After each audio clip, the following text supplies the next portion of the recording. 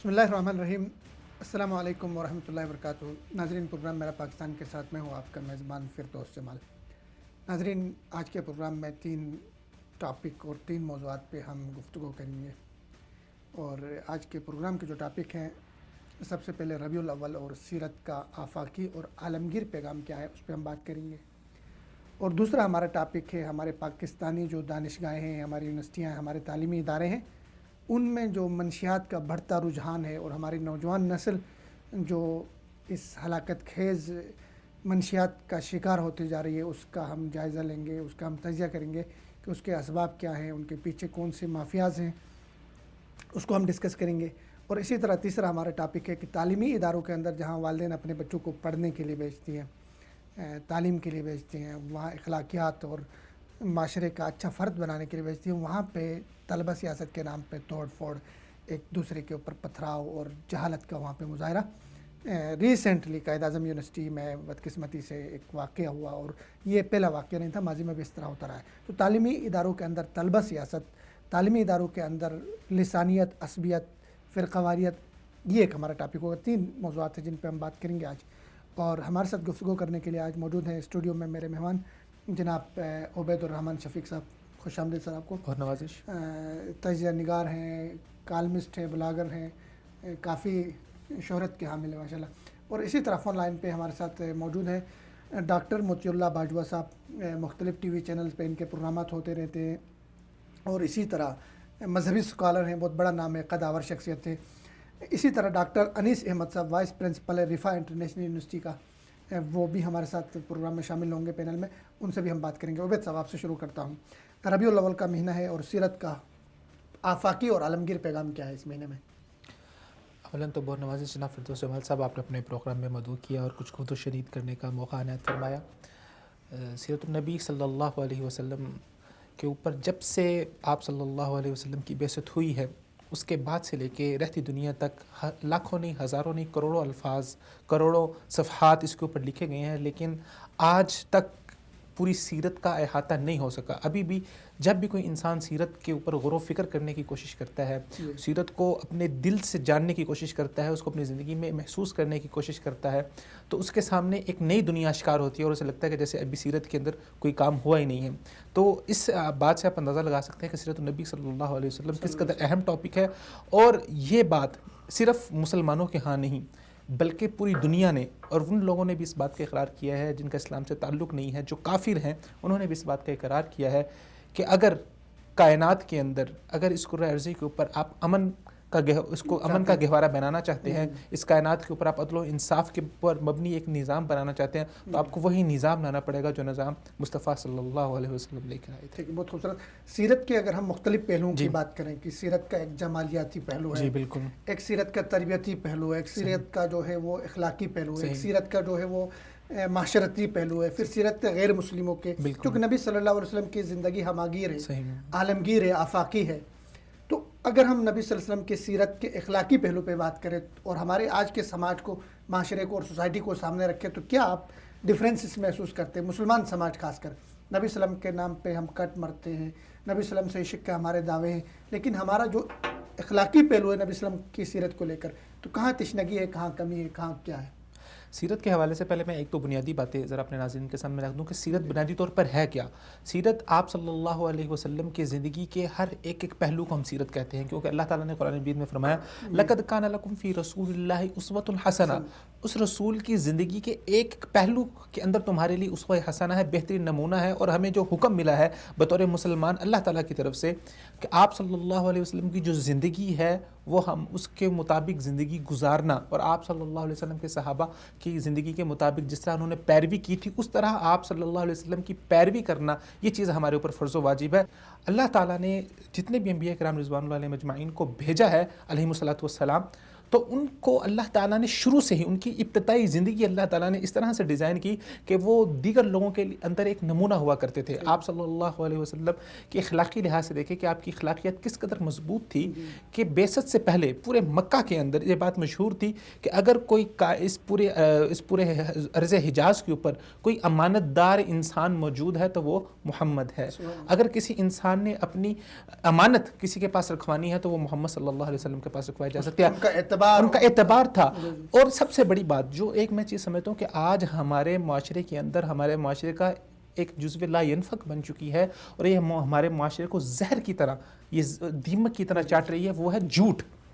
آپ دیکھتے ہیں ہم چھوٹی موٹی باتوں کو تو جھوٹ سمجھتے نہیں ہیں. کاروبار کے اندر ہم کہتے ہیں کہ یار یہ چیز میں نے اللہ کی قسم اتنے کی لی، حالانکہ لی اتنے کی نہیں ہوتی. جھوٹ ابھی فیشن بن چکا ہے. اور اسی طرح جھوٹ کا تو ہم دن بھی مناتے ہیں. بالکل اپریل فل ڈے. تو جھوٹ ہماری زندگی کا اس قدر بنیادی حصہ بن چکا ہے، اور جس قوم کا بنیادی حصہ جھوٹ بن جائے وہ قوم کیسے ترقی کر سکتی ہے، وہ قوم کیسے کامیاب ہو سکتی ہے. ہمارے نبی صلی اللہ علیہ وسلم کے بارے میں بعثت سے پہلے پورے مکہ کے اندر یہ معروف تھا کہ یہ انسان جھوٹا نہیں ہے، یہ انسان سچ ہی بولتا ہے. اس لیے جب آپ صلی اللہ علیہ وسلم نے کوہ صفا کے اوپر کھڑے ہو کے یہ اعلان کیا کہ اگر میں تمہیں کہوں کہ تمہارے پیچھے ایک لشکر آ رہا ہے تو وہ تمہارے اوپر حملہ کر لے گا، تو کیا تم میری اس بات کا اعتبار کر لو گے؟ انہوں نے کہا کیوں نہیں کریں گے، ہم نے 40 سال آپ نے ہمارے اندر گزارے، ہم نے کبھی آپ کی زبان سے نہ سہون نہ جان بوجھ کے نہ مذاقن کبھی ہم نے آپ کی زبان سے جھوٹ سنا ہی نہیں ہے. تو اس قدر سچے، اس قدر آپ دوسرے لوگوں کے ساتھ ان کے ساتھ مدد کرنے والے، آؤٹ آف دا وے جا کے آپ صلی اللہ علیہ وسلم کہ آپ صلی اللہ ایک ہوتے کہ مدد آپ اس چیز میں سے کرتے ہیں کہ جو چیز آپ کے پاس زائد موجود ہے. مثال کے طور پہ میرے پاس 1,00,000 روپیہ پڑا ہوا ہے تو اس میں سے 1,000 روپیہ اگر میں کسی کو دے دوں گا تو مجھے اس سے فرق نہیں پڑے گا. لیکن آپ صلی اللہ علیہ وسلم کی زندگی میں ایک نہیں ہمیں 20 ایسی مثالیں ملتی ہیں کہ آپ صلی اللہ علیہ وسلم آؤٹ آف دا وے جا کے خود کے اوپر اثار کر کے قربانی کر کے دوسروں کی مدد کیا کرتے تھے. نبی اسلام کی زندگی کے اخلاقی پہلو پہ بات ہو گئی، تربیتی پہلو پہ بات کر رہے ہیں. اس سے ہٹ کے چونکہ ایک مکمل ہمارے لیے اسوہ حسنہ ایک مشعل راہ ہے. اگر ہم بات کرتے ہیں نبی صلی اللہ علیہ وسلم کی بہت ساری ایسی خوبصورت جمالیاتی باتیں جو نبی صلی اللہ علیہ وسلم نے اس وقت فرمائی. فار ایگزامپل جنگ میں نبی صلی اللہ علیہ وسلم نے فرمایا کہ درخت کو نہیں کاٹنے. بالکل اس وقت لوگوں کی سمجھ میں شاید یہ نہ آتا ہو کہ درختوں کو کاٹنا نہیں، لیکن آج کی جو جدید دنیا ہے اس میں جب ہم دیکھتے ہیں 21ویں صدی میں تو ہماری ماحولیاتی آلودگی اور یہ ساری چیزیں درختوں کے نہ ہونے کی وجہ سے ہمارے ملک میں تو ابھی باقاعدہ اس پہ ملین جو ہے ٹری اور یہ سارے لگائے جا رہے ہیں. وزارتیں بن گئی ہیں اپنی سیرت سے، اپنے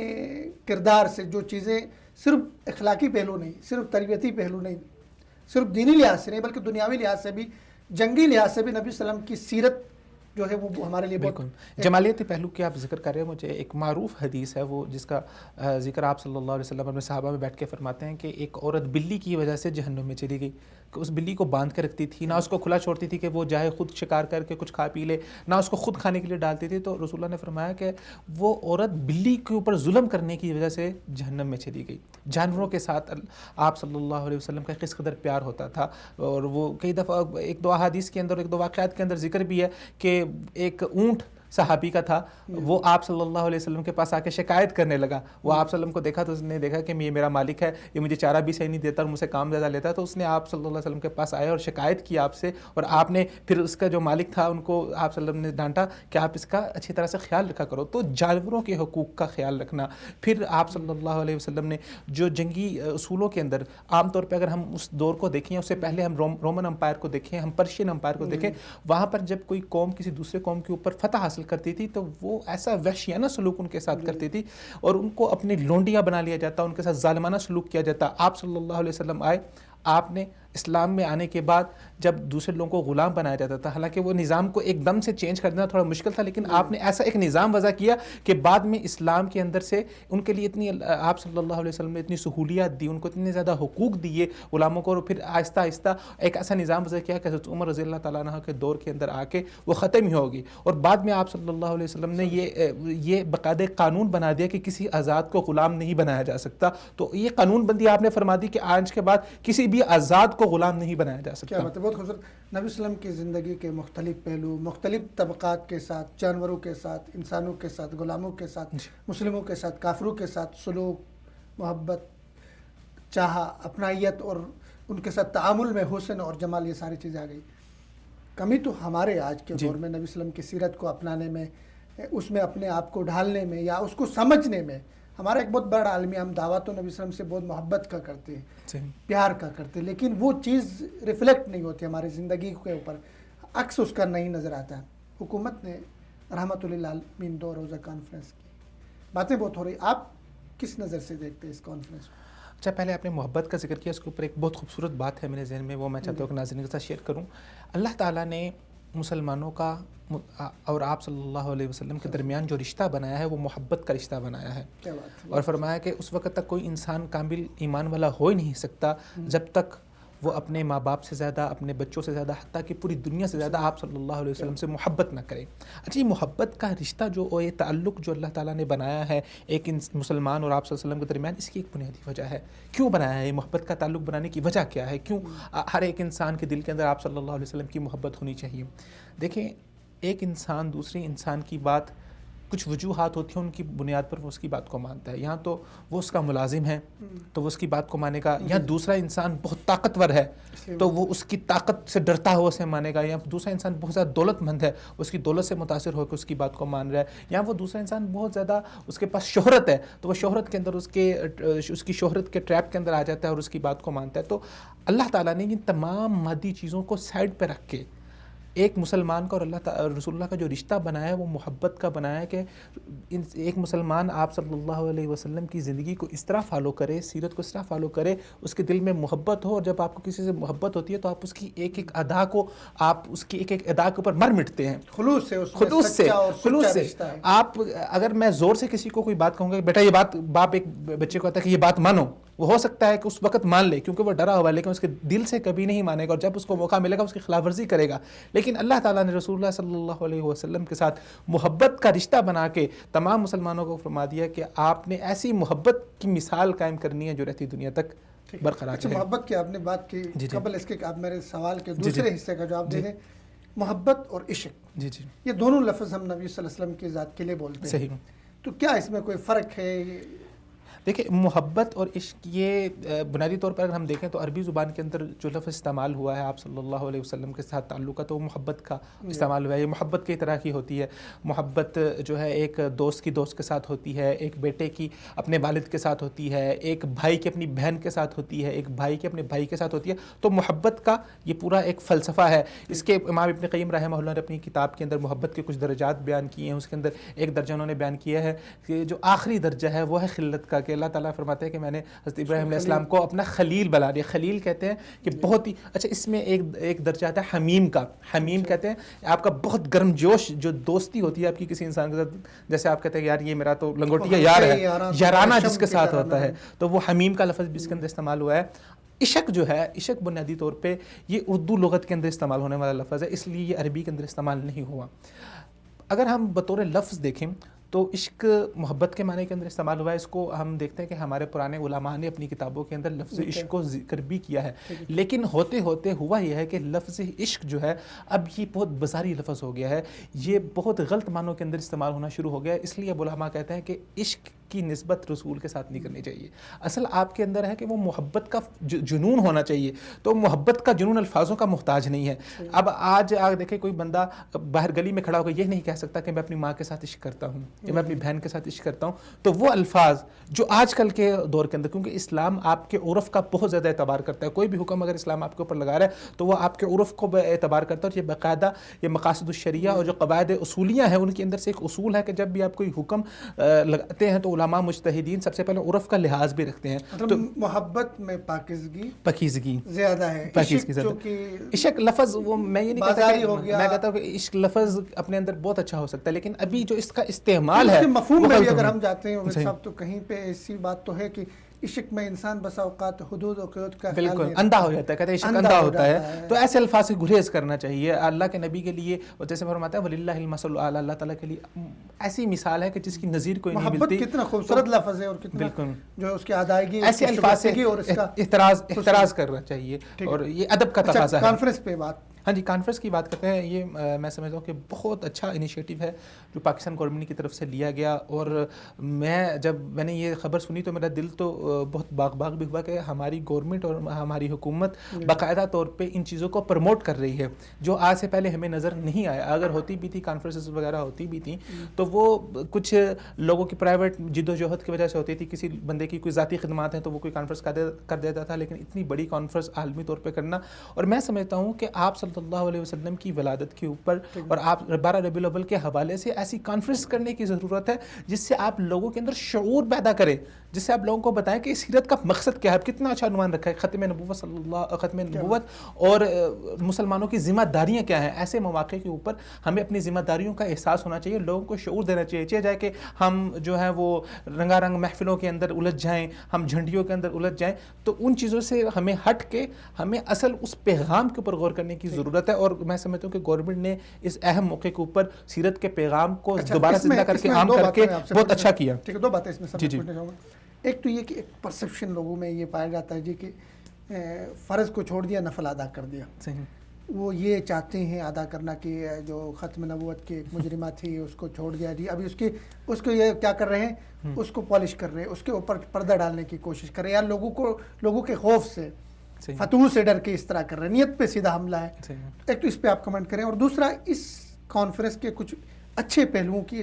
صرف مطلب نشستن اور برخاستن نہیں, اس سے ایک پیغام جو گیا, یا کچھ انہوں نے کہا کہ جی کہ ہم اقدامات کریں گے جیسے یونیورسٹیوں کے اندر جو ہے خاص کچھ اس کو کس نظر سے دیکھیں. اعمال کا دار و مدار نیتوں پر ہوتا ہے, اور شریعت جو ہمیں حکم دیتی ہے ہم ہمیشہ لوگوں کے ظاہر چیز کو دیکھتے ہوئے اس کے اوپر ہم حکم لگاتے ہیں. نیت کسی کی خراب ہے, 100 دفعہ خراب ہو, ہم نہ اللہ تعالیٰ کے ہیں اس بات کے جواب دیں کہ آپ کے دل کے اندر کیا ہے, میرے دل کے اندر کیا ہے. میں اگر اچھی بات کر رہا ہوں تو آپ اس کو تسلیم کریں. آپ صلی اللہ علیہ وسلم نے فرمایا کہ اچھی بات شیطان کی ہے تو اس کی بھی آپ تسلیم کر لیں. تو انیشیٹو اچھا ہے, اس بات سے انکار نہیں کیا جا سکتا, دنیا کا کوئی انسان اس بات سے انکار نہیں کر سکتا. اچھا نیت کیا تھی, میں اس بات کا مکلف نہیں ہوں, مجھ سے اللہ تعالیٰ نے کل قیامت والے نیت نہیں پوچھنا کہ اس بندے کی نیت کیا تھی. تو ہم ظاہر کو دیکھتے ہوئے, کہ ظاہری چیز کو دیکھتے ہوئے ہم اسی کو پر حکم لگائیں گے کہ ظاہری اعتبار سے انہوں نے سیرت کے پیغام کو عام کرنے کے لیے کانفرنس کا انعقاد کیا, ہم اس کو اسی چیز سے دیکھتے ہیں. رہی بات اس بات کی کہ انہوں نے فرض کو چھوڑ کے نفل کا وہ کیا قیام کر لیا ہے, اور انہوں نے آسیہ مسیح کو چھوڑ دیا. دیکھیں, ہر ایک معاملے کے اندر ایک انسان کی اپنی ذاتی رائے ہو سکتی ہے. ٹھیک ہے, آپ کی میری رائے کے اندر وہ مجرمہ ہے, اس کو سزا ہونی چاہیے, بالکل اچھی ہے. لیکن گورنمنٹ اول دن سے اپنی ایک رائے رکھتی ہے کہ ہم ختم نبوت کے معاملے کے اوپر کسی قسم کا کمپرومائز کرنے کے لیے تیار نہیں ہے. اور اس معاملے کے اندر انہوں نے عدالتی فیصلے کے اوپر جو 2 رائے قائم ہوئی ہے, ایک رائے یہ قائم ہوئی ہے کہ عدالت نے فیصلہ غلط کیا ہے, حقائق اور دلائل کو پھیرا گیا ہے. دوسری رائے ہے کہ عدالت نے جن دلائل کو سامنے رکھ کے فیصلہ کیا وہ دلائل ٹھیک ہیں اور یہ فیصلہ ٹھیک ہے. تو وہ اس فیصلے کے اوپر ان کی جو رائے تھی وہ اس دن سے اس طرح سے موجود تھی, وہ ختم نبوت کے مسئلے پہ نہیں تھی, وہ اس فیصلے کے اوپر تھی. تو معاملات کو مکس کرنا جو ہے وہ میرے خیال سے اس لوگوں کے ذہن کے اندر اشکال ہو رہا ہے. تو ختم نبوت کا مسئلہ تو پہلے دن سے واضح ہے, اس کے اوپر کوئی شک نہیں ہے. ہاں, اب آ جاتا ہے کہ خاص اس کیس کا واقعہ, تو اس کیس کے واقعے کی بنا پر بھی ہم چلے مان لیتے ہیں کہ اس کیس کی بنا پر ہی گورنمنٹ نے یہ کانفرنس کا اہتمام کیا. تو میں سمجھتا ہوں یہ ایک اچھی طرح ہے, جو آئندہ اگر گورنمنٹ آئندہ کوئی مسئلہ نہیں بھی ہوگا تو گورنمنٹ کو کرنا پڑے گا اس کانفرنس کو, اور یہ ایک اچھا اجرا ہو گیا ہے عوام کی رائے کے ساتھ چل رہی ہے, عوام کی خواہش کے ساتھ چل رہی ہے. ٹھیک ہے, نبی صلی اللہ علیہ وسلم کے خاکے شائع ہوئے یا کوشش کی گئی نیدرلینڈ میں, اور مغرب کی طرف سے یہ ہوتا رہا ہے. تو کیا اس طرح کی کانفرنسز, اس طرح کے چیزوں کے انعقاد کرنے سے ان کے لیے ایک اچھا پیغام جائے گا کہ ہمارے نبی صلی اللہ علیہ وسلم یہ تھے, ان کی سیرت انسانوں کے لیے یہ تھی, انہوں نے حقوق کے اوپر یہ بات کی. ٹھیک ہے, لیکن ایک تقریر سے آگے بڑھ کے اگر ہم تصنیف کی بات کریں, کچھ لکھنے کی بات کریں, کچھ چیزیں ایسی جو نبی صلی اللہ علیہ وسلم کی سیرت کے حوالے سے عام کرنے کی, مغرب ان کی زبان میں لٹریچر تیار کرنا, ایسے ہمارے پاس مطلب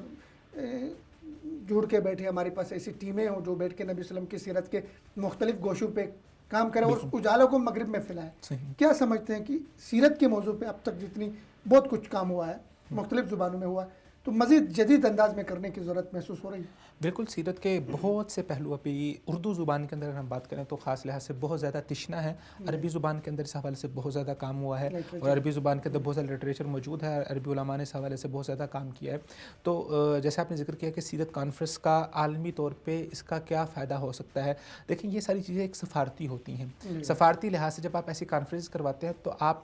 لوگوں کی ذہن سازی کر رہے ہوتے ہیں. ہمارے یہاں مسئلہ یہ ہے کہ ہمارا کوئی بھی نہ تو ہمارے تعلیمی ادارے نہ ہمارا میڈیا کو اس طرح کے خاص پروگرام کر رہا ہے کہ لوگوں کی ذہن سازی کر سکے، اور نہ ہماری یہ آواز سیرت النبی صلی اللہ علیہ وسلم کے روشن پہلوؤں کی عالمی میڈیا تک جا رہی ہے، نہ عالمی لوگوں تک جا ری ہے. اب اس کانفرنس سے کیا ہوگا؟ ان کانفرنس کے اندر پاکستان کے وزیر اعظم نے تقریر کی ہے اور انہوں نے سیرت کے حوالے سے جو روشن پہلو ہیں ان کے اوپر بات کی ہے. آج جیسے صدر پاکستان نے ڈاکٹر عارف علوی نے بات کی ہے، اپنا بیان دیا ہے، اور اس میں انہوں نے کہا ہے کہ سیرت النبی صلی اللہ علیہ وسلم سے ہمیں یہ سبق ملتا ہے کہ ایک ریاست یتیموں کے حوالے سے زیادہ خیال کرے اور لوگوں کے مشکلات کو حل کرنے کے اندر جو ہے وہ کوشش کرے. اور کسی ریاست نے یہ کام کیا تو گویا اس نے سنت نبی صلی اللہ علیہ وسلم پر عمل کیا. اب وہاں پر پورا عالمی میڈیا موجود تھا، وہاں پر BBC موجود تھا، جزیرہ موجود تھا، وہاں پر CNN کے نمائندے موجود تھے. ان سب نے وہ چیز کو ریکارڈ کی اور وہ جب کل کو اب جا کے خبر دیں گے تو خبر کے اندر وہ بیان جب ان کا نشر کریں گے تو اس بیان کے ضمن میں دوسرے لوگوں تک یہ بات پہنچے گی کہ آپ صلی اللہ علیہ وسلم کی سیرت کا پیغام یہ ہے. تو میں سمجھتا ہوں کہ سفارتی لحاظ سے یہ بہت اہم اقدام ہے جس سے مغرب کے اندر لوگوں کے ذہن کے اندر جو اشکالات بیٹھے ہوئے ہیں تو اس کا جو دوسری سائیڈ ہے، جو اس کی طرف سے جو ہمارا آپ سمجھ لیں کہ ڈیفینڈ ہے، وہ ان کے سامنے جا رہا ہے. تو یہ ایک بہت اچھا اقدام ہے اس حوالے سے بھی. دوسری بات کیا ہے کہ سیرت النبی صلی اللہ علیہ وسلم کے وہ کون سے پہلو ہیں جن کے اوپر کام کرنے کی ضرورت ہے، اور اس وقت میں سمجھتا ہوں کہ وہ اس لحاظ سے کام ہونا چاہیے. پچھلے روز غالباً شاید آپ بھی میرے ساتھ تھے جب ہم ادھر ایک کتاب خانے میں گئے تھے اور وہاں سے ہم نے کتاب خریدی. حنان اللحام ایک مصنفہ ہیں عربی، ان کی کتاب ہے، کیا کمال کتاب ہے، ہدی السیرہ النبویہ صلی اللہ علیہ وسلم فی تغییر الاجتماعی، کہ معاشرتی تبدیلی کے حوالے سے آپ صلی اللہ علیہ وسلم کی سیرت ہماری کیا رہنمائی کرتی ہے. اب اجتماعی حوالے سے، معاشرتی تبدیلی کے حوالے سے آپ صلی اللہ علیہ وسلم کا منہج کیا تھا، کس طرح آپ صلی اللہ علیہ وسلم نے تبدیلی آپ معاشرے کے اندر لے کے آئے کہ وہ لوگ، اس بات کا ذکر عمران خان صاحب نے اپنی تقریر میں بھی کیا کہ وہ لوگ جو آپ کی بعثت سے پہلے مکہ کے اندر رہنے والے، وہ بدو جن کا کوئی پرسان حال نہیں تھا، ان کو جب اسلام آپ صلی اللہ علیہ وسلم آئے تو آپ نے ایسی تربیت کی ان کی کہ وہ کائنات کے سب سے عظیم شخصیات بن گئی. تو وہ کیا منہج تھا، وہ کیا طریقہ کار تھا جس سے آپ صلی اللہ علیہ وسلم نے لوگوں کو بدلا. تو اس حوالے سے کام ہونے کی ضرورت ہے. زبردست.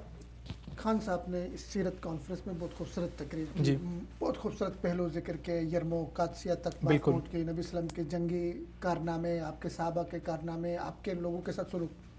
لیکن ایک بات ایسی کی جس کو ان کے ممکن ادائیگی صحیح نہیں ہوئی یا کہنا کچھ اور چاہ رہے تھے، الفاظ کا چناؤ نہیں ہوا، حضرت عیسیٰ علیہ السلام کے حوالے سے کیا. تو اس کو یار لوگوں نے بھی بہت زیادہ اس کو اٹھالا، چونکہ ہم لوگوں کا المیہ یہ ہے، بحثیت قوم کی، ہم جو ہے نا چیزوں کو اپنی وابستگیوں کے اس پہ دیکھنے کی کوشش کرتے ہیں، سیاسی وابستگی. ہماری جمال صاحب سب سے بڑی بدقسمتی یہ ہماری کوشش یہ ہوتی ہے کہ کسی انسان کی 100 اچھائیاں ہیں تو ان میں سے اگر ایک خامی ہے تو ہم ایک خامی کو پکڑ لیتے ہیں، باقی 100 اچھائیوں کو چھوڑ دیتے ہیں. تو جو 100 اچھائیاں تھیں، جو 100 اچھی باتیں تھیں، اس کے اوپر کوئی چرچا نہیں کر رہا. جو ایک غلطی کوتاہی یا خامی رہ گئی ایک رائے کے مطابق، تو ہر بندہ اسی کے اوپر جا رہا ہے اور اس کو پکڑ کے تنقید کا نشانہ بنانے کی، ہدف تنقید بنانے کی کوشش کر رہا ہے. میرے خیال سے اس معاملے میں دیکھیں، ہر معاملے میں ہر انسان کی اپنی ذاتی رائے ہو سکتی ہے. میں یہ تقریر لائیو سن رہا تھا اور جب خان صاحب نے جملہ بولا تو میں ایک دفعہ چونک گیا کہ یہ خان صاحب کیا فرما رہے ہیں اور یہ کیا کہہ رہے ہیں. تو بعد میں مجھے، کیونکہ میں نے مکمل تقریر سنی ہے، اگر آپ ایک جملہ سنیں گے تو آپ کو مس گائیڈ کرنا آسان ہے، لیکن جب آپ پوری تقریر سنیں گے، آپ کے سامنے سیاق ہے، سباق ہے، کیا بات ہو رہی ہے، تو آپ کو بات سمجھنے میں آسانی ہوگی. میری رائے کے اندر، میری رائے غلط بھی ہو سکتی ہے، جو خان صاحب کہنا چاہ رہے تھے اور جس کو صحیح طریقے سے اپنے مافی ضمیر کو بیان نہیں کر سکے. بہت دفعہ ہوتا ہے، میرے ساتھ ایسا ہوتا ہے کہ میں اپنے مافی ضمیر سوچتا کچھ ہوں لیکن الفاظ کی صورت کے اندر میرے منہ سے کچھ اور نکل جاتا ہے. اور جو انسان تنقید کر رہا ہے اس کے ساتھ بھی کبھی ایسا ہوا ہے. وہ حدیث میں بھی آتا ہے کہ رسول اللہ صلی اللہ علیہ وسلم نے فرمایا کہ ایک بندہ، اس کو اللہ تعالیٰ نے خوشی دی تو خوشی کے اندر وہ اتنا وہ جذباتی ہوگا کہ کہنے لگا اے اللہ تو میرا بندہ، میں تیرا رب. تو ایسے معاملات کے اندر جو ہے وہ پکڑ نہیں ہے شریعت کے اندر بھی، اگر وہ چیز آپ کی نیت ٹھیک ہے اور آپ کی زبان سے غلطی سے نکل بھی گئی ہے. خان صاحب جو کہنا چاہ رہے تھے، جو میں نے تقریر سنی اور جو سیاق و سباق سے میرے سامنے جو چیز ہے، وہ یہ فرمانا چاہ رہے تھے کہ عیسیٰ علیہ السلام یا دیگر انبیاء کرام کی زندگی کو اس طرح سے لکھا نہیں گیا جس طرح آپ محفوظ نہیں ہے وہ، اس طرح زندگی وہ محفوظ نہیں ہے. باقاعدہ تورات اور انجیل کے اندر باقاعدہ سے تحریف ہوئی ہیں, آسمانی کتابیں میں تحریف ہوئی ہیں. پھر جس طرح مسلمانوں نے آپ صلی اللہ علیہ وسلم کی زندگی کے ایک ایک پہلو کو محفوظ کیا. اب آپ دیکھیں, آپ سیرت ابن ہشام کو اٹھا کے دیکھیں تو سیرت کی جتنی بھی روایات ہیں وہ باقاعدہ سند کے ساتھ موجود ہیں. اس کے پورا اس کا ایک میتھڈ ہے اور وہ باقاعدہ محقق چیزیں ہیں. ویسے نہیں کہ کسی نے کہہ دیا کہ جی میں نے کہہ دیا ایسے. اس میں ہر ایک بندے کا نام ہے کہ فلاں نے فلاں سے سنا, فلاں نے فلاں سے سنا. باقاعدہ ایک سند ہے اور اس سند کی بنیاد کے اوپر آپ اس بات کے صحیح یا غلط ہونے کا ایک پورا ایک میتھڈ ہے جس کو آپ جانچ کے آپ بات کو نکال سکتے ہیں. تو اس طرح سے اہتمام نہیں کیا گیا. پھر ان کی زندگی کے جن آپ وسلم کی زندگی کے دیکھیں ایک ایک پہلو, آپ کی ذاتی زندگی ہو, آپ کے جنگی معاملات ہوں, آپ کے اخلاقی معاملات ہوں, ہر ایک پہلو کو تمام مسلمانوں نے اس کو نہ صرف قلم بند کیا بلکہ اس کے اوپر غور و فکر کر کے عمل میں لے کر نہ صرف اس کے اوپر غور و فکر کر کے نئے سے نئے راستے نکالے, نئے سے نئے منہاج نکالے. تو جس طرح آپ صلی اللہ علیہ وسلم کی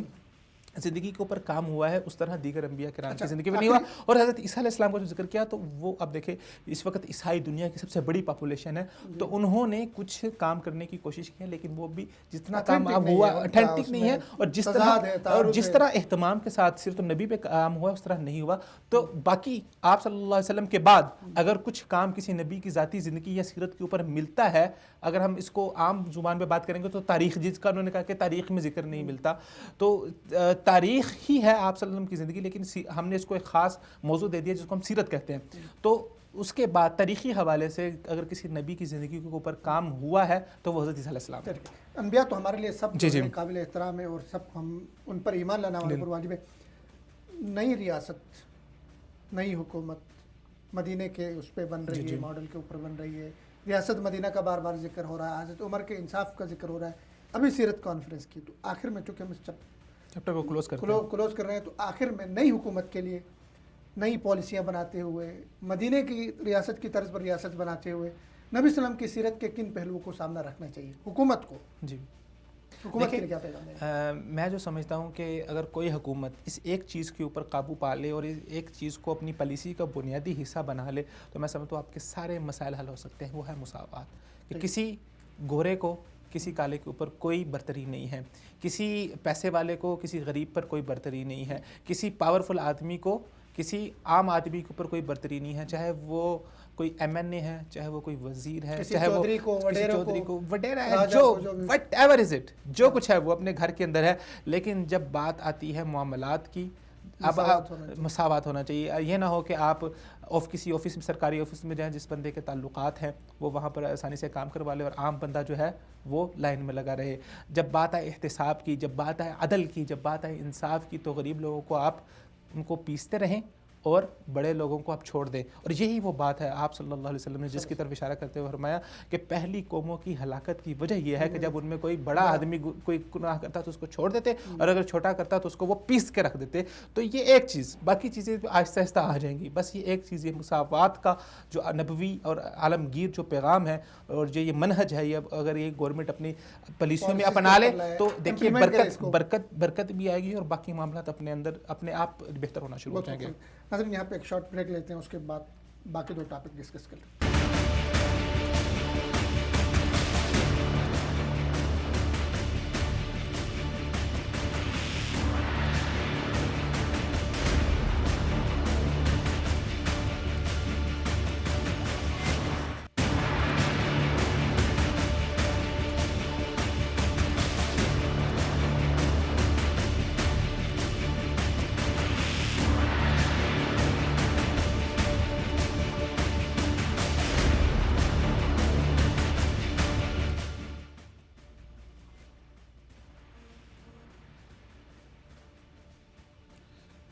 السلام علیکم ناظرین, ویلکم بیک. ہم بات کر رہے تھے سیرت کے اوپر, اور سیرت پہ ہمارے ساتھ مہمان تھے ڈاکٹر موتی اللہ صاحب, باجوہ صاحب. تو پروڈیوسر صاحب ہماری کوشش کر رہے ہیں ان سے بات کرنے کی, جیسی بات ان سے ہوتی ہے تو آپ کے اس میں شامل کرتے ہیں ان کو بھی. اگلے ٹاپک کی طرف ہم منتقل ہوتے ہیں. تعلیمی ادارے, ہمارے جو تعلیمی ادارے ہیں جو ہمارے قوم کا مستقبل ہیں, جہاں پہ ہمارے معماران قوم تیار ہوتے ہیں, جہاں پہ ہمارے بچے جا کے ایک روشن مستقبل کی ترتیب ہوتی ہے وہاں پہ.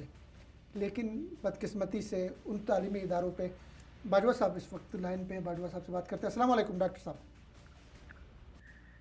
وعلیکم السلام ورحمۃ اللہ وبرکاتہ۔ ڈاکٹر صاحب پروگرام میں خوش آمدید آپ کو۔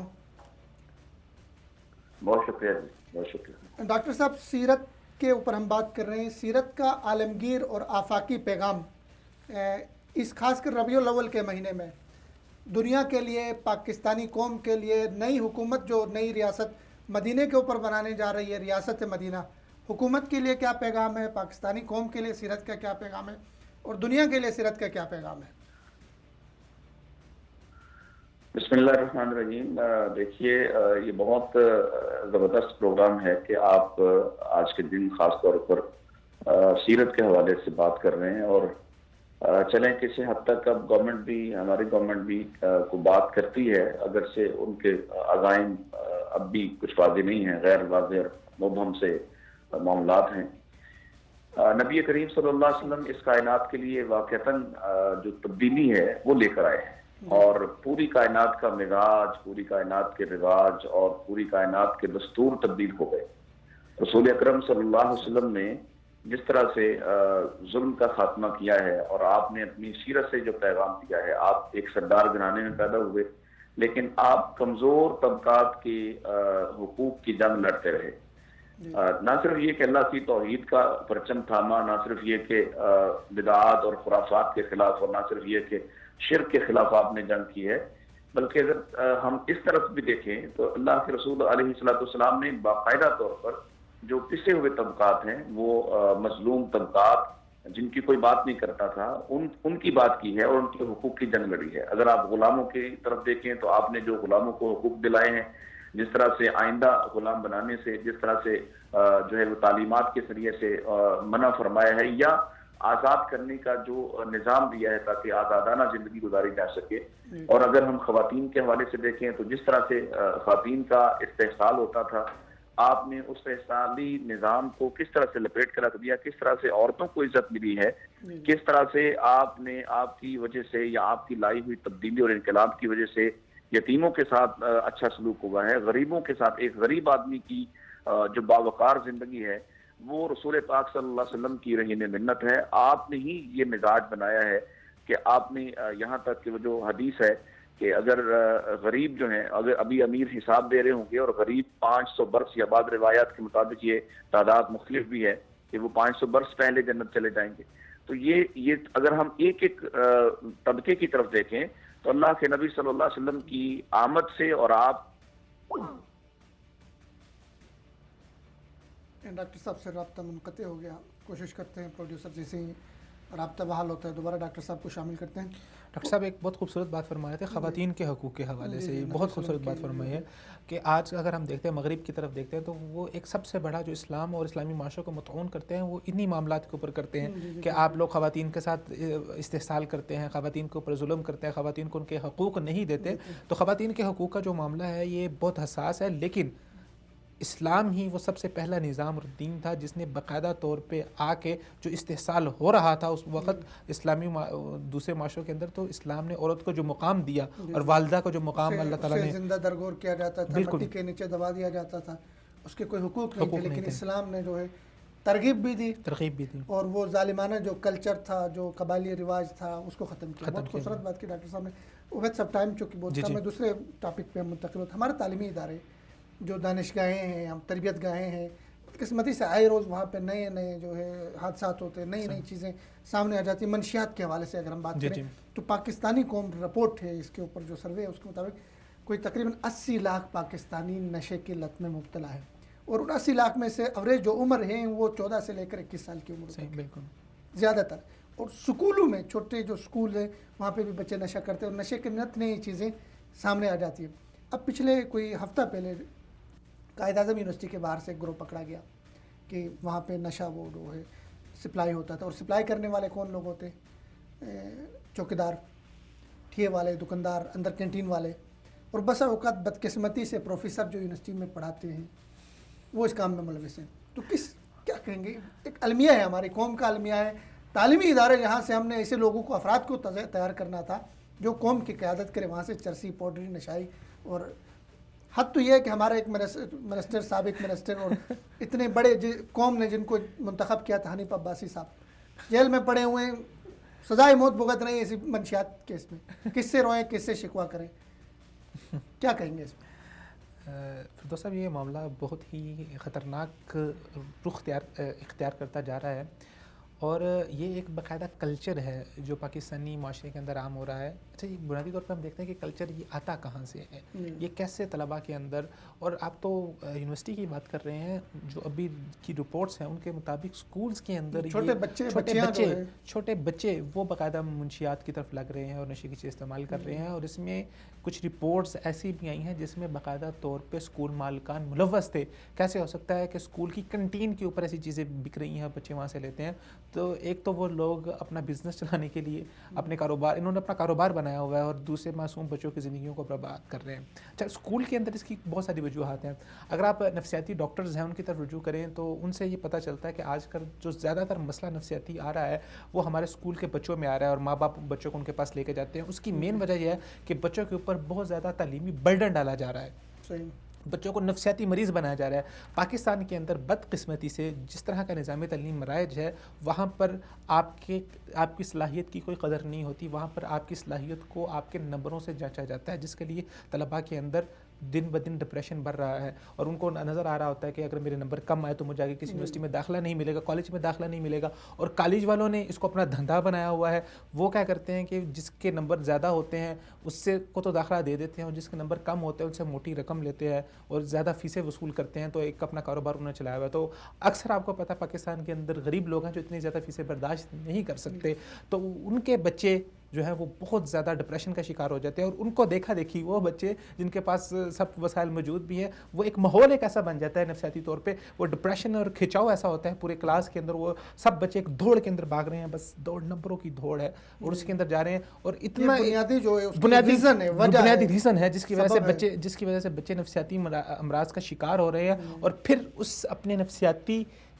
اپنے مرض کو کم کرنے کے لیے، اپنے ڈپریشن کو کم کرنے کے لیے ان کو ان چیزوں کا سہارا لینا پڑتا ہے، اور وہ چیزیں پھر اسکول کے کنٹین کے اوپر موجود ہوتی ہیں۔ تو یہ یہاں سے یہ چیز شروع ہو رہی ہے۔ جی جی، السلام علیکم ڈاکٹر صاحب۔ وعلیکم السلام ورحمۃ اللہ۔ معذرت،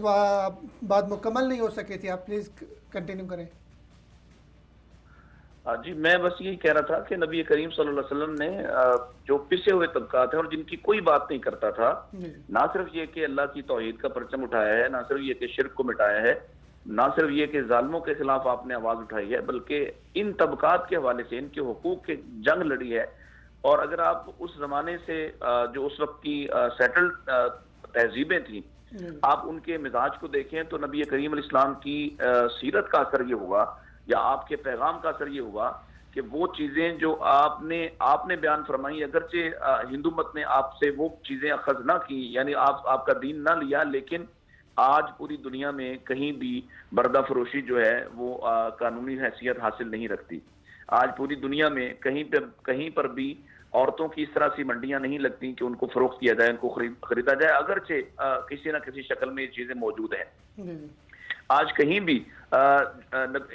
غریبوں کے ساتھ وہ سلوک اوپنلی نہیں کیا جا سکتا، اگرچہ سلوک موجود ہے، لیکن یہ ساری چیزیں اس لیے مکروہ قرار پائیں یا اس لیے ناجائز قرار پائیں کہ نبی کریم علیہ السلام کی سیرت نے یہ پیغام دیا، پوری دنیا میں تبدیلی آ گئی، پوری دنیا کے دستور تبدیل ہوئے، پوری دنیا کے اندر معاملات تبدیل ہوئے، پوری دنیا کے اندر بات شروع ہوئی۔ یہ رسول اکرم صلی اللہ علیہ وسلم کا میں سمجھتا ہوں کہ بہت بڑا پیغام ہے، اور واقعتاً اگر آج کی دنیا کو بھی امن چاہیے، انصاف چاہیے، عدل چاہیے، استحکام چاہیے، تو نبی کریم علیہ السلام کی ذات کو دیکھنا چاہیے۔ آپ کی ذات کے اندر یہ ساری چیزیں موجود ہیں، آپ کی سیرت کے اندر یہ سب کچھ موجود ہے، اور بہت ممکن ہے کہ یہ جو اس وقت دنیا آپس میں گتھم گتھا ہے اور لڑائی کا ایک سلسلہ عروج پر ہے، یہ سب بھی ختم ہو جائے اور پوری دنیا واقعتاً امن کے ساتھ ہم مکالمے کی طرف آئیں، ہم مباحثہ کی طرف آئیں، ہم دلائل کی طرف آئیں۔ یہ ہو سکتا ہے، یہ پاسبل ہے، اگر آج بھی ہم اور دیگر اقوام رسول پاک صلی اللہ علیہ وسلم کی سیرت کی طرف لوٹیں تو۔ بہت خوبصورت ڈاکٹر صاحب، نبی وسلم کی جب سیرت کی بات کرتے ہیں،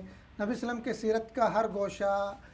ہر پہلو جو ہے بہت خوبصورت، اس میں جمال ہے، اس میں حسن ہے، اس میں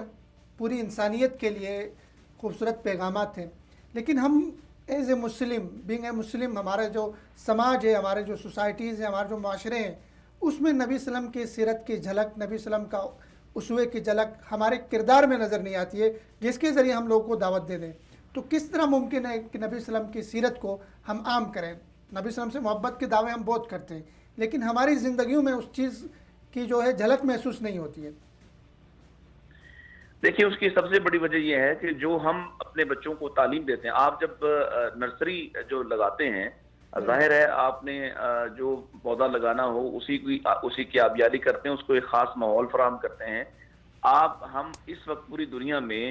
جو ایک ایجوکیشن سسٹم ہے، ایک نظام ہے تعلیم کا یا تربیت کا، وہ بالکل فیلئر پہ ہے۔ اس نے جو پیدا کیا، اس نے مشینی انسان تو پیدا کر دی ہیں، لیکن ان سے جذبات ساتھ ان کے اندر سے وہ جو ایک خوبصورت روحانیت تھی وہ نکال دی ہے۔ آپ کو اگر واقعتاً وہ جھلک دکھائی دینا آپ پسند کرتے ہیں، اس جھلک کو دیکھنا، تو اس کے لیے آپ کو واپس جانا پڑے گا۔ جیسے رسول پاک صلی اللہ علیہ وسلم اپنے گھر میں موجود ہیں، اور وہ معروف واقعہ ہے، میں اس کی تفصیل میں نہیں جاتا، کہ حضرت عبداللہ ابن عباس رضی اللہ عنہ اپنی خالہ سیدہ میمونہ آپ کی رات دیکھنا چاہتے ہیں کہ آپ رات کس طرح سے بتاتے ہیں، آپ رات کس طرح سے گزارتے ہیں۔ تو آج جب میرا بچہ مجھے جھوٹ بولتا ہوا دیکھتا ہے، آج جب میرا بچہ مجھے کم ماپتے اور کم تولتے ہوئے دیکھتا ہے، اور میں اپنے بچے کو یہ داؤ پیچ سکھا رہا ہوں، تو پھر میں اس سے کل کو کیا تقاضا کر سکتا ہوں؟ آج جب میرا بچہ ایسے تعلیمی اداروں میں جاتا ہے جہاں اسے یہ تو نہیں سکھایا جاتا کہ حیادار نگاہیں ان کی کتنی وقت ہے، یا یہ جو نظر اور نگاہ ہے یہ شیطان کے تیروں میں سے ایک تیر ہے، زہر آلود تیر ہے، اسے یہ تو نہیں میری بیٹی کو سکھایا جاتا کہ تم نے اپنے جسم کو ڈھانپنا ہے، اپنے آپ کو چھپانا ہے، اور اپنی عزت اور وقار کا خیال رکھنا ہے، اور وہاں اسے لوگوں کے ساتھ مل کے، لڑکوں کے ساتھ مل کے ڈانس پر آمادہ کیا جاتا ہے۔ یہ اس کا آئیڈیل جو ہے، وہ ایک بے حیا انسان کو بنایا جاتا ہے۔ تو آپ کو کہاں سے ملے گی وہ سیرت جو پھر جوانی میں اور جوانی کے بعد والے معاملات میں نظر آئے؟ تو ہم نے جو ماحول فراہم کیا ہے، ہم نے جو بیج فراہم کیا ہے، یا ہم نے جو سوائل تیار کی ہے، وہ انتہائی خطرناک۔ ہم نے شیطانیت کا جو ہے وہ اس کو عروج دیا ہے، ہم نے جان بوجھ کر اپنی نسلوں کو برباد کیا۔ ہمارا آئیڈیل آپ دیکھیں نا، اللہ تعالیٰ نے قرآن مجید میں کیا فرمایا، یہ بات کس طرح کے حوالے سے بڑی ضروری ہے۔ اللہ تعالیٰ نے فرمایا لقد کان لکم فی رسول اللہ اسوۃ حسنہ، یہ اسوہ حسنہ ہے، کامل نمونہ ہے۔ میں اگر میری اولاد کے لیے میں وہ نمونہ پیش نہیں کرتا، اور رسول پاک صلی اللہ علیہ وسلم کی سیرت بطور باپ کے اختیار نہیں کرتا، تو کل کو میرا بیٹا بطور بیٹے کے بھی وہ سیرت کو قبول کرنے کو تیار نہیں ہوگا۔ میں اگر بطور استاد کے نبی پاک کی سیرت کو اختیار نہیں کرتا، تو میرا شاگرد بھی بطور شاگرد اس سیرت کو اختیار کرنے کو تیار نہیں ہوگا۔ یہ ہم باہمی طور پر اگر چاہتے ہیں کہ واقعتاً وہ واقعی ریوائول ہو جائے، تو اس کی ایک ہی شکل ہے کہ ہم دوبارہ سے اپنے تعلیمی نصاب کے اندر وہ بنیادی تبدیلیاں لے کے آئیں، ہم اپنے نصاب کے اندر وہ بنیادی اور لازمی تبدیلیاں پیدا کریں، اور رسول پاک صلی اللہ علیہ وسلم کی سیرت کو گریجولی آپ بچپن سے لے کے آپ دیکھیں کہ میتھ پڑھاتے ہیں، آپ اس کو گریجولی آپ پڑھاتے ہیں کہ آپ کبھی بھی 1 لیول پہ آ کے، کلاس 1 کے لیول پہ آ کے آپ میٹرک کا میتھ نہیں پڑھاتے کسی بھی صورت میں، چاہے بچہ کتنا بھی ذہین ہو۔ اسی طرح جیسے آپ سیرت سکھاتے ہیں، تو سیرت سکھانے کا طریقہ کار بھی یہی ہے جیسے رسول اللہ صلی اللہ علیہ وسلم نے خود سکھایا ہے، اور وہ بچپن سے لے کے جوانی اور جوانی کے بعد کے تقاضوں کو پورا کرتا ہے۔ میں سمجھتا ہوں کہ تعلیمی نصاب کو تبدیل کیا جانا چاہیے، تعلیمی نصاب کے اندر واقعتاً اخلاق کی مصطفیٰ کو داخل کیا جانا چاہیے، اور اس اخلاق پر پھر تربیت ہونی چاہیے، اور پھر کوئی سزا جزا کا بھی سلسلہ ہونا چاہیے، تاکہ لوگ اگر نہیں اختیار کریں گے تو ان کو اس کا کیا خمیازہ بھگتنا پڑے گا۔ ٹھیک ڈاکٹر صاحب، ہم ضمناً جو ہے اسی تعلیم کے اوپر بات کر رہے ہیں، یونیورسٹیز کے اندر جو خرابیاں ہیں اس پہ بات کر رہے ہیں، تعلیمی سسٹم کے اوپر، وہاں منشیات، وہاں توڑ پھوڑ، طلبہ سیاست وہاں پہ، اور ابھی ریسنٹلی سیرت کانفرنس ہوئی اسلام آباد میں رحمۃ اللہ عالمین، وہاں پہ وزیر اعظم صاحب نے کوئی ایسی بات کی کہ ہماری جو یونیورسٹیاں ہیں، 3 یونیورسٹیاں کم از کم، اس میں سیرت چیئر رکھی جائے گی، سیرت کے حوالے سے وہاں پہ مقالے تحقیق ہوگی، تو اس کو کافی سمجھتے ہیں آپ؟ جہاں تک عمران خان صاحب کی بات ہے، اگر وہ اپنے دعوے میں سچے ہوں تو بہت اچھی بات ہے، ہم اس کو ویلکم کرتے ہیں کہ واقعتاً یونیورسٹیز کے اندر سیرت چیئرز ہونی چاہیے اور سیرت پہ تحقیق ہونا چاہیے، لیکن انفورسمنٹ جو ہے وہ بہت ضروری ہے۔ مثال کے آپ اگر جیسے آپ نے ذکر کیا کہ طلبہ سیاست ہے، اب طلبہ سیاست اخلاقیات سے عاری اور اخلاقیات سے آزاد ہو چکی ہے، اور اسے مختلف سیاسی دھڑے اور گروہ جو ہیں، جماعتیں اسے مینوپولیٹ کرتی ہیں، اپنے ہاتھ میں رکھتی ہیں، اور اپنے سیاسی مقاصد کے لیے استعمال کرتے ہیں۔ اگر طلبہ سیاست ہوتی طلبہ حقوق کے لیے تو اس حد تک تو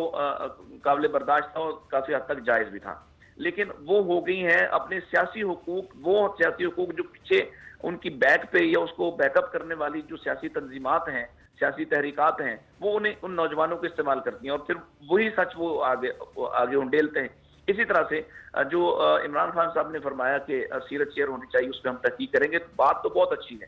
یہ ہر کالج کی سطح پہ، میں بطور ایک کالج استاد میں محسوس کرتا ہوں کہ ہر کالج کی سطح پہ، یونیورسٹی کی سطح پہ نہیں، کیونکہ دیکھیں یونیورسٹی میں آپ کا جو بچہ ہے وہ اخلاقی حوالے سے بھی کافی حد تک پختہ ہو چکا ہوتا ہے، اور اگر غیر اخلاقی معاملات میں بھی گرفتار اور ملوث ہو تو کافی حد تک ناقابل اصلاح ہو چکا ہوتا ہے. آپ کو اگر کام کرنا ہے تو جونیئر لیول پہ، آپ کو اسکول لیول پہ کام کرنا ہے، آپ کو کالج لیول پہ کام کرنا ہے، اور بالخصوص کالج لیول پہ اگر آپ سیرت شیئرز قائم کرتے ہیں اور کالج کی سطح پہ آ کے کام کرنا شروع کرتے ہیں تو میرا خیال ہے کہ آپ اگلے 4-5 سال کے اندر بہت بڑی تبدیلی پیدا کر سکیں گے، اگر آپ کا یہ مطمع نظر ہو اور اگر حکومت سنجیدہ ہو تو یہ پاسبل ہے، یہ کام کیا جا سکتا ہے. ڈاکٹر صاحب، آپ ایک مربی ہیں، ایک استاد ہیں، اور ایک قوم کے درد کو، قوم کے مستقبل کو، قوم کے فیوچر کو سمجھتے ہیں، ماماران قوم آپ کے پاس ہیں، تو آپ کیا سمجھتے ہیں جو اخلاقی پہلو ہیں ہمارے، جیسے کہ ہم بات کر رہے تھے کہ ہمارے سکول لیول پہ چھوٹے چھوٹے جو بچے ہیں ان کو منشیات کا عادی بنایا جا رہا ہے، وہ بگڑ رہے ہیں، ان کا اخلاق بگڑ رہا ہے، تو نبی صلی اللہ علیہ وسلم کی سیرت سے روشنی لے کے، اجالے لے کے ہم اپنے بچوں کی اصلاحی پہلو پہ کیسے غور کر سکتے ہیں؟ اور اسی طرح جو منشیات مافیا ہے جو سکولز کے اندر منشیات پہنچاتے ہیں کسی نہ کسی طریقے سے، ان کے پیچھے بڑے بڑے لوگ ہوتے ہیں، تو اس پہ کیسے کنٹرول کیا جا سکتا ہے؟ دیکھیں، یہ جو منشیات فروشی ہے اس پر تو کنٹرول ایک ہی طریقہ ہے، اور مجھے کوئی بات نہیں اس بات میں کہ میں یہ کہوں کہ جو سعودی عرب کا طریقہ ہے وہی سب سے بہتر طریقہ ہے کہ آپ جس کے پاس بھی جو بھی اس کاروبار میں ملوث ہے، آپ اسے سزا نہ دیں کہ وہ جیل سے بیٹھ کے اپنا کاروبار چلائے، آپ اس کی گردن اتاریں، اور گردن بھی اتاریں چوک چوراہے میں، تاکہ اس کام کو روکا جا سکے، کیونکہ وہ سینکڑوں انسانوں اور سینکڑوں خاندانوں سے کھیلتا ہے جو یہ کام کرتا ہے. پہلی بات تو یہ ہے کہ اگر آپ کو منشیات فروشی روکنا ہے تو آپ کو منشیات فروشوں کو قرار واقعی سزا دینا پڑے گی، اور آپ کو ان کو ایسی عبرتناک مثالیں بنانا پڑے گا تاکہ دوبارہ اس طرح کا جرم کرنے سے 1000 مرتبہ پہلے کوئی سوچے. دوسری میں سمجھتا ہوں کہ وہ جو خاص سیاسی طور پر استعمال کیے جانے والے حلقے ہیں، یہ لوگ پیسہ استعمال کرتے ہیں، یہ لوگ جو ہے انفلوئنشل ہوتے ہیں، اپنا اثر و رسوخ استعمال کرتے ہیں، اور باقاعدہ طور پر ان کا جو ٹرانسفرنس پوسٹنگ ہے مختلف افسران کی، وہ ان کے ہاتھ اور اختیار میں یا ان کی چاہت پر ہوتی ہے، تو اس سارے نظام کو شفاف بنانا پڑے گا. دوسری بات یہ ہے کہ آپ اپنے بچوں کو تعلیم دیں، آپ بتائیں ان کو، قبل از وقت بتائیں. آپ جیسے ابھی پنجاب میں سابقہ حکومت نے یہ کام کیا کہ انہوں نے اس پر جو اینٹی نارکوٹکس ہیں اس کے مختلف جو ایجنسیز ہیں وہ آتی کالجز میں آتی تھیں، اور وہ آ کے بچوں کو بتاتی کہ یہ کس طرح سے خطرناک ہے، یہ کتنا خوفناک ہے آپ کے لیے، شیشہ کتنا خوفناک ہے آپ کے لیے، افیون یا اس کے بعد ہیروئن جو ہے وہ کس طرح سے آپ کو ایڈکٹ کیا جاتا ہے. یہ ساری معلومات بھی آدمی کو بعض اوقات کسی گہری کھائی میں گرنے سے بچا دیتی ہیں. تیسرا پہلو ہے ماں باپ کی تربیت کا، کہ ماں باپ اپنے بچے کی تربیت کریں، انہیں اتنا آزاد مت چھوڑیں کہ یہ بڑے ہو گئے ہیں. بچے جب تک خود اپنے قدموں پہ کھڑے نہیں ہو جاتے، ان کی مسلسل واچ اینڈ وار، اس لیے کہ وہ اگر آپ اس کو دیکھیں گے نہیں تو وہ کسی بھی وقت کسی کے ہتھے چڑھ جائے گا، اور وہ ایسا استعمال ہوگا وقتی طور پر اپنے دوستوں میں جو ہے وہ اس طرح سے اس کو دوست پلائیں گے یا دوست اس کی بظاہر خیر خواہی کرتے ہوں گے. اور آخری اور چوتھی بات یہ ہے جو ہمارے لیول پر بچوں کو سکھانے والی ہے کہ آپ اپنا جلیس، آپ اپنا دوست، آپ اپنا فرینڈ جو ہے وہ ایسا باکردار انسان تلاش کریں جیسے رسول پاک صلی اللہ علیہ وسلم نے وہ مثال دی ہے کہ اگر آپ کسی عطار کے پاس، آپ کسی عطر فروش کے پاس بیٹھتے ہیں تو آپ ظاہر ہے اس سے آپ کو فائدہ ہی ملتا ہے، آپ کو نفع ملتا ہے، آپ کو خوشبو ملتی ہے، آپ کے بدن سے خوشبو آتی ہے اگرچہ آپ کچھ بھی خریدے نا. لیکن اگر آپ کا دوست جو ہے وہ کوئی لوہار ہے اور آپ کسی لوہار کی بھٹی پہ بیٹھ کر اس سے بات چیت کرتے ہیں، مباحثہ کرتے ہیں، تو لوہار کی دوستی سے کم از کم یہ تو ضرور ہوگا کہ یا آپ کا چہرہ کالا ہوگا اس کے دھوئیں سے، اور یا آپ کے کپڑے جل جائیں گے، یا کپڑوں کے اندر جو ہے مختلف طرح کے اس طرح سے آزار ہوگا. تو آپ کو اپنا دوست جو فرینڈ ہے، آپ کا دوست، آپ اپنے ماں باپ سکھائیں،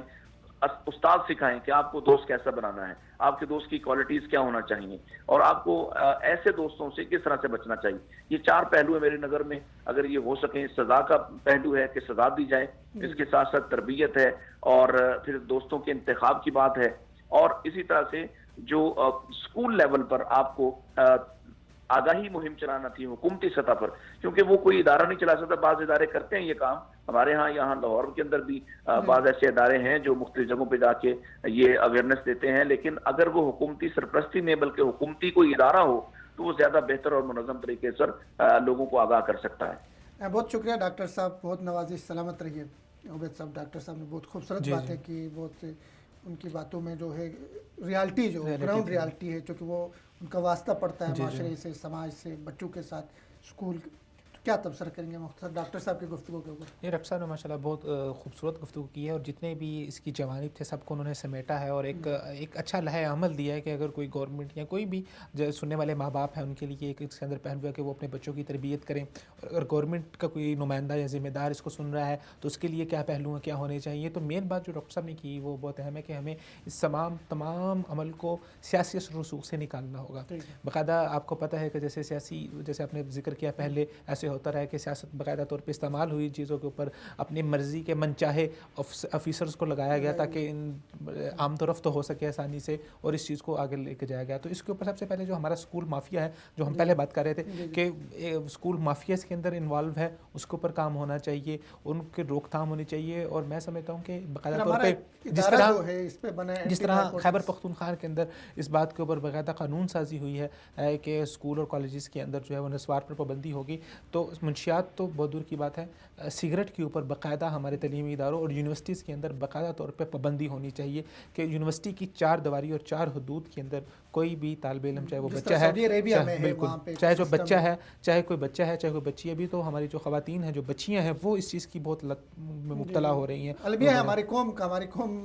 چرسی قوم بن رہی ہے، پوڈری قوم. اور یہ باقاعدہ جو شہروں کے اندر جو سینٹر بنے ہوئے ہیں، شیشہ سینٹر ہیں، یہ دیکھیں یہ سب چیزیں شریعت نے قصور بنایا سدل ذریعہ. جی کیسی آئی کہ ہمارے جو شہری علاقے ہیں، لاہور ڈیفینس اور اس طرح کے جو لاہور کے پوش علاقے ہیں، وہاں پہ ہوتا یہ ہے کہ رات کے ٹائم پہ لیٹ نائٹ پارٹیاں ہوتی ہیں. ان پارٹیوں میں بڑے بڑے اعلیٰ آفیسر آتے ہیں، تو نشہ ان کو دیا جاتا ہے، اور وہاں پہ ان سے ملک کے خلاف چیزیں اگلوائی جاتی ہیں. یہ ہماری انٹیلیجنس ایجنسیز کی رپورٹ ہے. صحیح کہ ملک چونکہ وہ یہ بہت پرانا حربہ ہے، شروع سے خواتین کو استعمال کیا جاتا ہے، ان چیزوں کو استعمال کیا جاتا ہے. میں نے جو ابتدا میں جو بات کی تھی کہ یہ ایک کلچر ڈیولپ ہو رہا ہے. ہمارے بچے جو اسکول میں آتے ہیں وہ 4 سے 5 گھنٹے اسکول میں ہوتے ہیں، لیکن باقی جو چیزیں ہوتی ہیں وہ اپنے گھر میں دیکھتے ہیں. تو ہماری جو ایلیٹ کلاس ہے، جو ہمارا ایلیٹ طبقہ ہے، جس کے اندر ہمارے بیوروکریٹس آتے ہیں، ہمارے بڑے وکلاء آتے ہیں، ہمارے فوجی افسران آتے ہیں، ذرا کبھی آپ جا کے ان کی محافل کو دیکھیں، ان کی مجلسوں کو دیکھیں. بڑے بڑے صحافی دانشوروں کی مجلسیں بھی ایسی ہوتی ہیں کہ اس کے اندر سگریٹ تو عام معمولی چیز ہے، سگریٹ کو تو کوئی برائی سمجھتا نہیں ہے. وہاں پر باقاعدہ شراب اور اس طرح کی چیزیں چلتی ہیں، یہ ساری چیزیں چل رہی ہیں. تو یہ ہمارے معاشرے کا ایک حصہ بنتا جا رہا ہے، جس کا عکس ہمیں اسکولوں میں دیکھنے کو مل رہا ہے. اس کے اصلاح ذریعے ٹائم مختصر ہے. دوسرا ہمارا جو ہے یونیورسٹیز کے اندر طلبہ سیاست. جی، اب ریسنٹلی قائد اعظم یونیورسٹی میں 2 طلبہ تنظیموں کے درمیان تصادم ہوا، 40 سے زیادہ لڑکے زخمی ہو گئے، 400 لوگوں نے ایک دوسرے پہ پتھر پھینکے، 400 طلبہ. اور کس اس کے اوپر ہوا؟ لسانیت کے اوپر. 2 مختلف قوم پرست تنظیمیں آپس میں لڑی، اور وہاں پہ رینجرز کو بلانا پڑا. تعلیمی ماحول کیا ہو رہا ہے یہ ملک میں، ہمارے تعلیمی اداروں میں کیا ہو رہا ہے؟ فیروز صاحب دیکھیں، جیسے ڈاکٹر صاحب نے بھی بات فروغ کی تھی کہ جب تک طلبہ تنظیمیں طلبہ حقوق کے تحفظ کے لیے رہیں تو بہت اچھی رہیں، لیکن جب ان کے اوپر سیاسی چھاپ آئی اور سیاسی اثر و رسوخ ہوا، اور پھر مختلف سیاسی جماعتوں نے ان کو اپنے کاموں کے لیے استعمال کیا، گود لیا، ان کو اپنے سیاسی مفادات کے لیے استعمال کیا، تو یہ معاملہ سارے خراب ہونا شروع ہو گئے. اب ہوتا کیا ہے کہ کوئی بھی تنظیم جو ہوتی ہے اس کے پیچھے کوئی نہ کوئی بندہ کھڑا ہوتا ہے جو اپنے مفادات کو استعمال کر رہا ہوتا ہے. اب پہلے تو آپ ان کو ایک دفعہ اپنے مفاد کے لیے استعمال کیا، دوسری دفعہ کیا، تیسری دفعہ کیا، چوتھی دفعہ اب ان کو پتہ چل گیا کہ یہ طریقہ کار ہے، ہم اس طرح سے ان کے ہاتھ کھل جاتے ہیں. پھر بعد میں وہی چیزیں تصادم کے اندر چینج ہونا شروع ہو جاتی ہیں، اور مختلف جماعتیں جو ہیں وہ پھر آپس میں ان کے جھگڑے شروع ہو جاتے ہیں. اس میں میں ایک سمجھتا ہوں کہ سب سے بڑا فیلئر ہمارے تعلیمی اداروں کا ہے کہ وہ ایک طالب علم کو اتنا شعور دینے سے قاصر رہے ہیں کہ اس کو اپنا اچھا اور برا نظر نہیں آ رہا، وہ اپنے اچھائی اور برائی کے درمیان فرق نہیں کر سکتا. یونیورسٹی کا طالب علم جہاں سے وہ اسپیشلائزڈ ہو کے نکلتا ہے، وہ تیار ہو کے نکلتا ہے کہ معاشرے کے کو سرو کرنے کے لیے، معاشرے کو بنانے کے لیے اس کے اوپر اس کے باغ معاشرے دوڑ کو اس کے تعمیر سماجی کرنی ہے، معاشرے تو اس لیول کے اوپر آپ دیکھیں کہ اس قدر جہالت ہے کہ ایک طالب علم تعصب، صرف قومیت کے تعصب کے اوپر، لسانی تعصب کے اوپر وہ نہ صرف جھگڑے کے لیے آمادہ ہو جاتا ہے بلکہ اس کے اوپر دشمنیاں پال لیتا ہے. تو جب اس مینٹلٹی کا بچہ آپ کے کسی آفس میں آ کے بیٹھے گا، کسی پبلک سروس کے اوپر اس کی ذمہ داری لگے گی، تو وہ لوگوں کو کس طرح ٹریٹ کرے گا، لوگوں کے ساتھ کس طرح معاملہ کرے گا، جب آپ تعلیمی اداروں سے ہی ایسی چیزوں کو پروان چڑھاتے ہوئے اس کے ذہن کے اندر آپ اس کو بھیج رہے ہیں. تو اس موقع کے اوپر فل فور میں سمجھتا ہوں، فل فور طلبہ تنظیمیں ہونی چاہییں، ان کے حقوق پر ہونا چاہیے. لیکن ابھی معاملہ جس طرح خراب ہو چکے ہیں، میرے خیال سے حکومت کو فل فور ان کو ختم کرنا چاہیے. منافقت یہاں پہ یہ جو نظر آ رہا ہے، دیکھیں ہم تو تعلیمی اداروں کے اندر کسی طرح کی بھی منفی سرگرمیوں کے خلاف، جی بالکل، وہ مذہب کے نام پر ہوں، وہ سیاست کے نام پر ہوں، وہ حقوق کے نام پہ ہوں، وہ کسی بھی نام سے ہوں. لیکن ہمارے ہاں ایک یہ طبقاتی تقسیم ہے کہ اب قوم پرستوں نے یہ کیا، 400 لوگوں نے ایک دوسرے کے سر پھوڑے. ہمارا جو لیبرل طبقہ ہے، ہمارا جو سیکولر طبقہ ہے، وہ اس پہ نہیں بولے. اس پہ نہیں بولے. لیکن اگر مذہبی تنظیم کرتی ہے، اگر غلط کرتی ہے تو ہم بھی اس کو کرٹیسائز کرتے ہیں. لیکن اس پہ جو ہے بہت زیادہ شور ہوتا ہے، اس پہ بہت زیادہ بولا جاتا ہے، اس پہ بہت زیادہ کرٹیسائز ہوتا ہے. اصل میں ان کا ہدف تنقید وہ تنظیم نہیں ہے،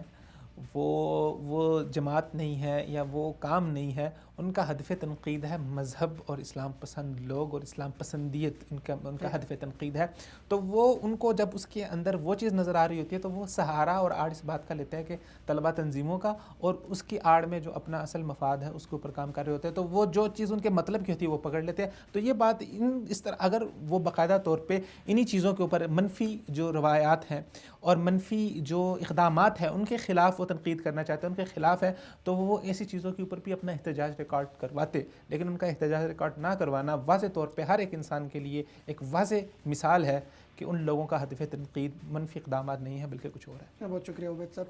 ناظرین، یہاں پہ ٹائم ختم ہوتا ہے. پروگرام کا نچوڑ یہ ہے کہ نبی صلی اللہ علیہ وسلم کے جو سیرت کے خوبصورت گوشے ہیں، نبی صلی اللہ علیہ وسلم کی سیرت کے جو خوبصورت پہلو ہیں، جو نبی صلی اللہ علیہ وسلم کی سیرت کے اجالے ہیں، جس نے افریقہ تک اور دنیا کے کونے کونے تک ظلمتوں میں، تیرگیوں میں، تاریکیوں میں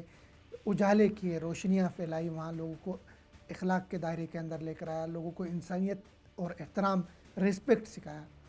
اس سیرت کو عام کرنے کی ضرورت ہے، اپنی گفتار کے ساتھ، اپنے کردار کے ساتھ، اپنے عمل کے ساتھ. نبی صلی اللہ علیہ وسلم سے محبت کے بہت دعوے،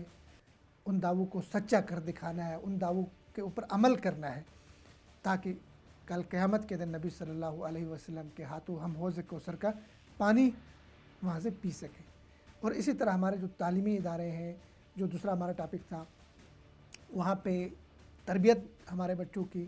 ہمارے مستقبل کی تربیت، جس طرح مایوس کن خبریں آ رہی ہیں، آئی روز کہیں ہڑتالیں ہو رہی ہے یونیورسٹی کے اندر، کہیں پہ فسادات ہو رہے ہیں، کہیں پہ منشیات عام ہو رہی ہے، کہیں پہ کچھ ہو رہا ہے، کہیں پہ اختلاط، اور وہ اختلاط بہت آگے تک چلا جاتا ہے، جس سے ہمارا معاشرہ، ہماری سوسائٹی، ہماری سماج جو ہے ڈیمیج ہو جاتی ہے. ہمارا جو اسلامی ایک ملک تھا، خاص کر پاکستان، ایک جو اسلام اور کلمہ طیبہ کے نام پہ بنا تھا، اس کا تشخص مجروح ہو جاتا ہے. تو ہمارا پروگرام کیسے لگا آپ کو؟ اپنے فیڈ بیک سے ہمیں ضرور آگاہ کیجیے. اجازت دیجیے. فردوس جمال کو اللہ حافظ.